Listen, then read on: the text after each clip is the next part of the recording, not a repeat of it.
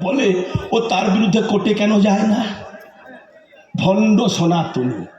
যে লোক নিজের বাবাকে বাবা বলে না, নিজের মাকে মা বলে না, পরের বাবার গলা জড়িয়ে তাকে বাবা বলে, যে লোক নপরের মার গলা জড়িয়ে তাকে মা বলে, সে কখনো ভালো হয়?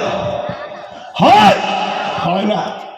রাজনীতি করলো, 10 বছর ক্ষমতা ভোগ করলো, মমতা বন্দ্যোপাধ্যায়ের সরলতার সুযোগ নিল, 34-35টা পদের অধিকারী হলো, হাজার হাজার কোটি টাকা চুরি করলো।